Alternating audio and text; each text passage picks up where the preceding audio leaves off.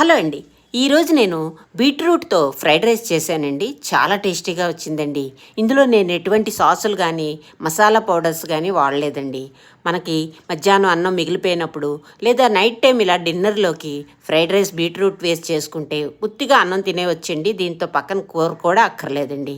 ముందుగా కళాయిలో కొంచెం ఆయిల్ వేసి అందులో కొన్ని వెల్లుల్లి ముక్కలు కొంచెం అల్లం ముక్కలు వేసి అవి బాగా వేగాక అందులో ఉల్లిపాయ ముక్కలు పచ్చిమిరపకాయ ముక్కలు బంగాళదుంప ముక్కలు గ్రీన్ పీస్ వేసి అవి కొంచెం వేగాక బీట్రూట్ ముక్కలు అలాగే క్యాబేజీ కొంత కాలీఫ్లవర్ కొంత వేసి అవి కొంచెం వేగాక టొమాటో ముక్కలు కూడా వేసి అవి కొంచెం వేగాక ఆల్రెడీ పొడి పొడిలాడుతూ వండుకున్న అన్నాన్ని అందులో వేసి అన్నంకి సరిపడా ఉప్పు కొంచెం ధనియాల పొడి కొంచెం మిరియాల పొడి కొంచెం జీలకర్ర పొడి కొంచెంగా కారం వేసుకొని హై ఫ్లేమ్లో బాగా వేపుకోవాలండి. అన్నం అంతా బాగా వేడయ్యేలాగా వేపుకోవాలి.